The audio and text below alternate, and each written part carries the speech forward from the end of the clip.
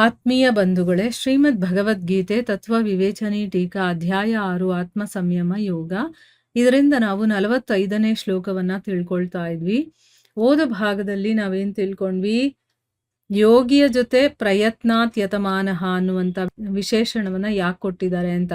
ಅಂದ್ರೆ ಯೋಗಿಗಳ ಕುಲದಲ್ಲಿ ಹುಟ್ಟುವಂತ ಯೋಗಭ್ರಷ್ಟ ಮನುಷ್ಯ ಆ ಜನ್ಮದಲ್ಲೇ ಯೋಗ ಸಿದ್ಧಿಯನ್ನ ಪಡ್ಕೊಳ್ಬೇಕು ಅಂತ ಅವನು ಹೆಚ್ಚು ಪ್ರಯತ್ನವನ್ನ ಮಾಡ್ತಾನೆ ಅನ್ನೋದನ್ನ 43ನೇ ಶ್ಲೋಕದಲ್ಲಿ ತಿಳ್ಕೊಂಡಿದ್ವಿ. ಆದ್ರೆ ಅದ್ರ ಫಲ ಏನು ಅಂತ ಹೇಳಿರ್ಲಿಲ್ಲ ಅಲ್ಲಿ. ಸೊ ಅದರ ಫಲ ಏನು ಅಂತಂದ್ರೆ ಪರಮಗತಿಯ ಪ್ರಾಪ್ತಿಯನ್ನ ಪಡ್ಕೊಳ್ಳುವಂಥದ್ದು ಅನ್ನೋದನ್ನ ತಿಳ್ಕೊಂಡ್ವಿ. ಈಗ ಪ್ರಶ್ನೆ ಏನು ಅಂತಂದ್ರೆ ಅನೇಕ ಜನ್ಮ ಸಂಸಿದ್ಧ ಅನ್ನೋದರ ಅರ್ಥ ಏನು ಅಂತ. ಉತ್ತರ ಏನು ಅಂತಂದ್ರೆ ಯೋಗಿಗಳ ಕುಲದಲ್ಲಿ ಹುಟ್ಟುವ ಯೋಗಭ್ರಷ್ಟ ಏನು ಮಾಡ್ತಾನೆ? ಪೂರ್ವ ಜನ್ಮಗಳಲ್ಲಿ ಮಾಡಿದ್ದಂತಹ ಯೋಗಾಭ್ಯಾಸದ ಸಂಸ್ಕಾರಗಳನ್ನ ಪಡಿತಾನೆ ಅನ್ನುವಂಥ ಮಾತನ್ನ 43ನೇ ಶ್ಲೋಕದಲ್ಲಿ ನಾವು ತಿಳ್ಕೊಂಡಿದ್ವಿ. ಆ ಮಾತನ್ನ ಇಲ್ಲಿ ಸ್ಪಷ್ಟಪಡಿಸೋದಕ್ಕೋಸ್ಕರನೇ ಅನೇಕ ಜನ್ಮ ಸಂಸಿದ್ಧ ಅನ್ನುವಂಥ ವಿಶೇಷಣವನ್ನ ಕೊಟ್ಟಿದ್ದಾರೆ. ಅಂದ್ರೆ ಏನು? ಹಿಂದಿನ ಅನೇಕ ಜನ್ಮಗಳಲ್ಲಿ ಮಾಡಿರುವಂತ ಅಭ್ಯಾಸ ಮತ್ತೆ ಈ ಜನ್ಮದ ಅಭ್ಯಾಸ ಎರಡೂ ಕೂಡ ಅವನಿಗೆ ಯೋಗ ಸಿದ್ಧಿಯನ್ನ ಪಡ್ಕೊಳ್ಳೋದ್ರಲ್ಲಿ, ಅಂದ್ರೆ ಏನು? ಸಾಧನೆಯ ಪರಾಕಾಷ್ಠೆಯ ತನಕ ತಲುಪೋದ್ರಲ್ಲಿ, ಅವನು ಭಗವಂತನನ್ನ ಪಡ್ಕೋಬೇಕು ಅನ್ನೋದೇ ಅವನ ಒಂದು ಸಾಧನೆ ಗುರಿಯಾಗಿದ್ರೆ, ಹಿಂದಿನ ಜನ್ಮದಲ್ಲಿ ಅವನು ಮಾಡಿರ್ತಾನಲ್ಲ ಆ ಒಂದು ಅಭ್ಯಾಸ ಮತ್ತೆ ಈ ಜನ್ಮದಲ್ಲಿ ಈಗ ಅವನ ಅಭ್ಯಾಸ ಮಾಡ್ತಾ ಇರ್ತಾನಲ್ಲ ಅದು ಎರಡೂ ಕೂಡ ಸೇರಿಕೊಂಡು ಅವನನ್ನ ಆ ಸಾಧನೆ ಮಾಡಿ ಅವನ ಗುರಿ ತಲುಪೋ ಕಡೆಗೆ ಪರಾಕಾಷ್ಠೆಯ ತನಕ ತಲುಪಿಸೋದ್ರಲ್ಲಿ ಅದು ಕಾರಣವಾಗಿರುತ್ತೆ. ಯಾಕೆಂದ್ರೆ ಹಿಂದಿನ ಸಂಸ್ಕಾರಗಳ ಬಲದಿಂದಾನೇ ಅವನು ವಿಶೇಷ ಪ್ರಯತ್ನದ ಜೊತೆ ಈ ಒಂದು ಜನ್ಮದಲ್ಲಿ ಅವನು ಸಾಧನೆಯ ಅಭ್ಯಾಸವನ್ನು ಮಾಡಿ ಆ ಸಾಧನೆಯ ಪರಾಕಾಷ್ಠೆಯನ್ನ ಪಡಿತಾನೆ.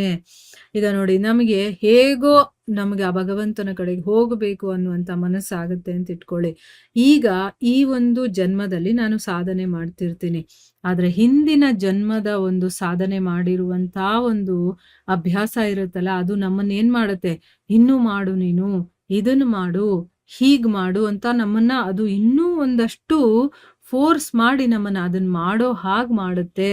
ಹಾಗೇನಾಯ್ತು? ಎರಡೂ ಬಲಗಳು ಸೇರ್ಕೊಂಡು ಹಿಂದಿನ ಸಂಸ್ಕಾರದ ಬಲ, ಈಗಿನ ಒಂದು ಪ್ರಯತ್ನ ಎರಡೂ ಸೇರಿ ಈ ಒಂದು ಜನ್ಮದಲ್ಲೇ ಸಾಧನೆ ಮಾಡಿ ನಾವೇನ್ ಮಾಡ್ತೀವಿ? ಆ ಪರಾಕಾಷ್ಠೆಯನ್ನ ಪಡ್ಕೊಳ್ತೀವಿ. ಅಂದ್ರೆ ಏನು?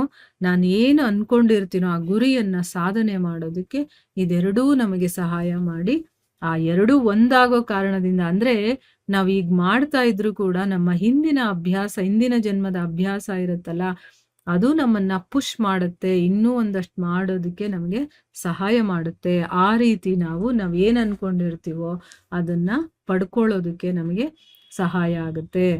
ಅಂಥ ಯೋಗಿ ಸಾಧನೆಯ ಪರಾಕಾಷ್ಠೆಯನ್ನ ಪಡ್ಕೊಳ್ತಾನೆ. ಮುಂದಿನ ಪ್ರಶ್ನೆ ಏನು ಅಂತಂದ್ರೆ ಸಂಶುದ್ಧ ಕಿಲ್ಬಿಷಃ ಅನ್ನುವಂಥ ಪದದ ಅರ್ಥ ಏನು ಅಂತ. ಉತ್ತರ ಏನು ಅಂತಂದ್ರೆ ಎಲ್ಲ ಪಾಪಗಳು ಕೂಡ ಕಂಪ್ಲೀಟ್ ಆಗಿ ತೊಳೆಯಲ್ಪಟ್ಟಿರೋನು, ಅಂದ್ರೆ ಎಲ್ಲಾ ಹೋಗ್ಬಿಟ್ಟಿರುತ್ತಲ್ಲ ಅಂಥವನನ್ನ ಸಂಶುದ್ಧ ಕಿಲ್ಬಿಷಃ ಅಂತ ಹೇಳ್ತಾರೆ. ಇದರಿಂದ ಈ ರೀತಿ ಯಾರು ಅಭ್ಯಾಸ ಮಾಡುತ್ತಾನೋ ಅಂಥ ಯೋಗಿಯಲ್ಲಿ ಪಾಪದ ಲೇಷ ಕೂಡ ಉಳಿಯೋದಿಲ್ಲ ಅನ್ನೋದನ್ನ ತೋರಿಸೋದಕ್ಕೋಸ್ಕರ, ಆ ಭಾವವನ್ನ ತೋರಿಸೋದಕ್ಕೋಸ್ಕರ ಇಲ್ಲಿ ಸಂಶುದ್ಧ ಕಿಲ್ಬಿಷಃ ಅನ್ನುವಂಥ ಪದ ಪ್ರಯೋಗ ಮಾಡಿದ್ದಾರೆ. ಮುಂದಿನ ಪ್ರಶ್ನೆ ಏನು ಅಂತಂದ್ರೆ ತತಃ ಅನ್ನೋದರ ಅರ್ಥ ಏನು ಅಂತ. ಉತ್ತರ ಏನು ಅಂತಂದ್ರೆ ತತಃ ಅನ್ನುವಂಥ ಪದ ಇಲ್ಲಿ ತತ್ ಪಶ್ಚಾತ್, ಅದಾದ್ಮೇಲೆ ಅಂತ, ತತ್ ಪಶ್ಚಾತ್ ಅನ್ನುವಂಥ ಅರ್ಥದಲ್ಲಿ ಬಂದಿದೆ. ಇದರ ಪ್ರಯೋಗವನ್ನ ಮಾಡಿ ಸಾಧನೆಯ ಪರಾಕಾಷ್ಠರೂಪಿ ಸಂಸಿದ್ಧಿಯ ಪ್ರಾಪ್ತವಾದ ಮೇಲೆ ತಕ್ಷಣವೇ, ತತ್ ಪಶ್ಚಾತ್ ಅಂದ್ರೆ ತಕ್ಷಣನೇ, ತತ್ಕಾಲವೇ ಅಂತ ಹೇಳ್ತೀವಲ್ವಾ, ಆ ರೀತಿ ತಕ್ಷಣವೇ ಪರಮಗತಿ ಅನ್ನೋದು ಅವನಿಗೆ ಸಿಗುತ್ತೆ, ಮತ್ತೆ ಸ್ವಲ್ಪ ಕೂಡ ವಿಳಂಬ ಆಗೋದಿಲ್ಲ ಅನ್ನುವಂಥ ಅರ್ಥವನ್ನ ಇಲ್ಲಿ ತೋರಿಸುತ್ತದು ಅಂತ ಹೇಳಿದ್ದಾರೆ. ಮುಂದಿನ ಪ್ರಶ್ನೆ ಏನು ಅಂತಂದ್ರೆ ಪರಮಗತಿಯ ಪ್ರಾಪ್ತಿ ಅಂತಂದ್ರೆ ಏನು ಅಂತ. ಉತ್ತರ ಏನು ಅಂತಂದ್ರೆ ಪರಬ್ರಹ್ಮ ಪರಮಾತ್ಮನನ್ನ ಪ್ರಾಪ್ತಿ ಮಾಡಿಕೊಳ್ಳೋದು ಪರಮಗತಿಯ ಪ್ರಾಪ್ತಿ ಅಂತ ಹೇಳೋದು. ಇದನ್ನೇ ಪರಮಪದ ಪ್ರಾಪ್ತಿ, ಪರಮಧಾಮದ ಪ್ರಾಪ್ತಿ ಮತ್ತೆ ನೈಷ್ಠಿಕಿ ಶಾಂತಿಯ ಪ್ರಾಪ್ತಿ ಅಂತ ಕೂಡ ಹೇಳ್ತಾರೆ. ಈಗ ನಾವು ಅದನ್ನ ಬೇರೆ ಬೇರೆ ಒಂದು ಪದದಲ್ಲಿ ಹೇಳ್ಬೋದು. ಭಗವಂತನನ್ನ ಪಡ್ಕೊಳ್ಳೋದು, ಆತ್ಮ ಸಾಕ್ಷಾತ್ಕಾರ ಮಾಡ್ಕೊಳ್ಳೋದು, ಭಗವಂತನ ಸಾಕ್ಷಾತ್ಕಾರ ಆಗೋದು, ಅಥವಾ ಪರಮಧಾಮವನ್ನ ಪಡ್ಕೊಳ್ಳೋದು, ಅಥವಾ ಶಾಂತಿಯನ್ನ ಪಡ್ಕೊಳ್ಳೋದು ಅಂತೆಲ್ಲ ಹೇಳ್ತೀವಲ್ವಾ? ಅದನ್ನೇ ಪರಮಗತಿಯ ಪ್ರಾಪ್ತಿ ಅಂತ ಹೇಳೋದು ಅನ್ನೋದು ಇದರ ಅರ್ಥ. ಸೊ ಇಲ್ಲಿಗೆ ನಾವು ನಿಲ್ಸೋಣ. ಹರೇ ಕೃಷ್ಣ.